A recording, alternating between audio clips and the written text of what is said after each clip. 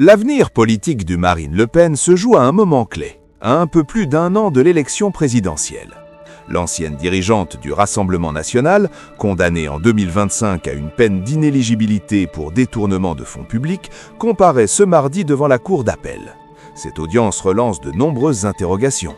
Quels sont les faits reprochés dans cette affaire? Quels risques judiciaires encourt-elle? Et quelles pourraient être les conséquences politiques de cette procédure? Le 31 mars 2025, le tribunal correctionnel de Paris avait condamné Marine Le Pen à 5 années d'inéligibilité avec exécution immédiate. Cette décision était accompagnée d'une peine de 4 ans de prison, dont 2 ans ferme aménageables sous bracelet électronique, ainsi que d'une amende de 100 000 €. L'exécution provisoire de l'inéligibilité signifie que cette sanction est entrée en vigueur dès le prononcé du jugement, indépendamment des recours engagés. Concrètement, cela empêche Marine Le Pen de se présenter à une élection, y compris à l'élection présidentielle de 2027, tant qu'aucune décision contraire n'est rendue. Avant d'analyser les scénarios possibles en appel, il convient de revenir sur les faits. Marine Le Pen a été reconnue coupable de détournement de fonds publics dans le cadre de l'affaire des assistants parlementaires européens du Front National, ancien nom du Rassemblement national. Selon la justice, des fonds versés par le Parlement européen pour rémunérer des assistants parlementaires auraient été utilisés à d'autres fins. Ces assistants, censés travailler au service des députés européens dans le cadre de leur mandat, auraient en réalité exercé des fonctions liées directement aux partis politiques en France, ce qui est interdit par la réglementation européenne. L'enquête judiciaire a mis en évidence l'existence d'un système initié par Jean-Marie Le Pen, puis poursuivi et structuré par Marine Le Pen lorsqu'elle était à la fois députée européenne et présidente du parti. Parmi les faits retenus, Marine Le Pen a notamment employé comme assistant parlementaire son garde du corps, la secrétaire de son père et le directeur de cabinet de ce dernier, pour un montant total estimé à 474 000 € entre 2004 et 2016.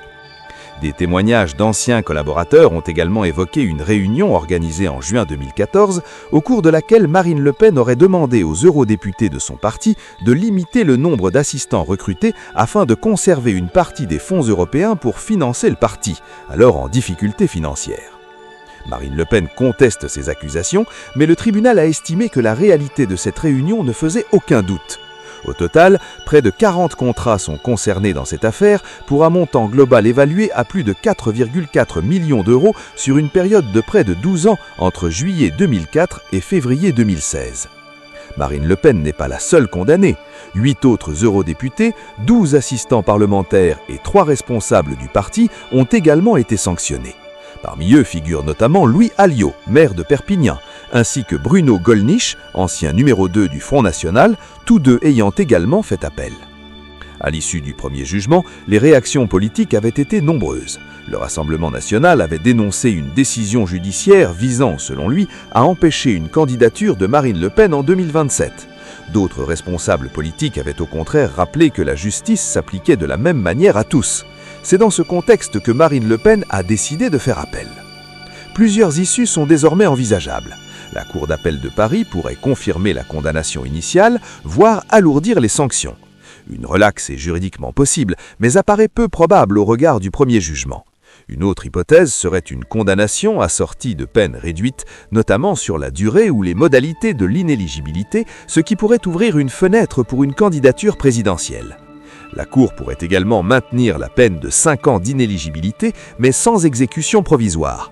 Dans ce cas, la sanction ne s'appliquerait qu'après l'épuisement des recours, notamment un éventuel pourvoi en cassation, ce qui permettrait à Marine Le Pen de rester éligible pendant la procédure.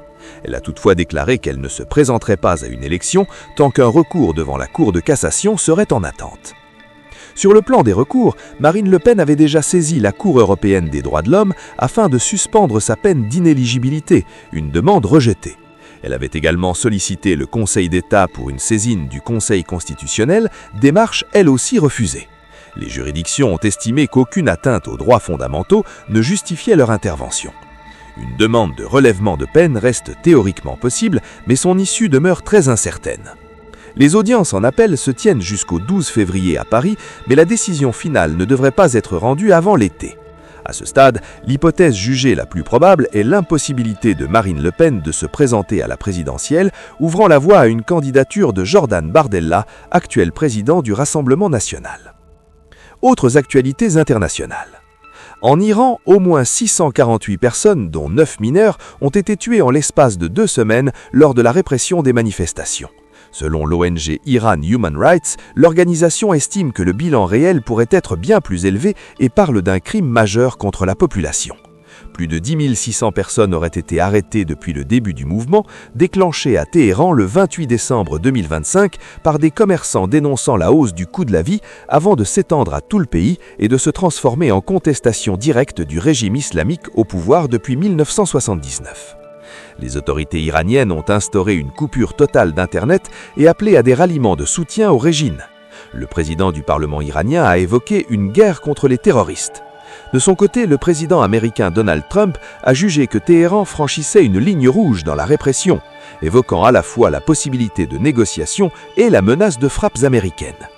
L'Iran, déjà ciblé par des bombardements américains en juin 2025 visant son programme nucléaire, s'est dit prêt à la fois à discuter et à se défendre militairement. Aux États-Unis toujours, Donald Trump a menacé Cuba de sanctions économiques accrues si aucun accord n'était trouvé avec Washington. Le président cubain Miguel Díaz-Canel a répondu que son pays était prêt à défendre sa souveraineté. Les relations entre les deux pays restent marquées par l'embargo imposé depuis les années 60, tandis que le rôle du Venezuela et de ses ressources pétrolières demeure un enjeu central dans les tensions actuelles. En France, 6 personnes ont perdu la vie ce week-end dans des avalanches en Savoie. 3 décès ont été recensés dimanche dans les stations de Courcheuve, La Plagne et Valorcine. Les autorités ont signalé plusieurs coulées de neige dans un contexte de risque élevé, une situation qui devrait se prolonger dans les prochains jours. Toujours en France, près de 1500 médecins libéraux se sont rendus symboliquement à Bruxelles pour protester contre le projet de loi de financement de la sécurité sociale jugé trop contraignant. En grève depuis le 5 janvier, ils dénoncent notamment la limitation des prescriptions d'arrêt de travail et défendent le maintien des dépassements d'honoraires. Le mouvement doit se poursuivre jusqu'au 15 janvier avec des conséquences déjà visibles sur l'activité des cliniques et hôpitaux privés.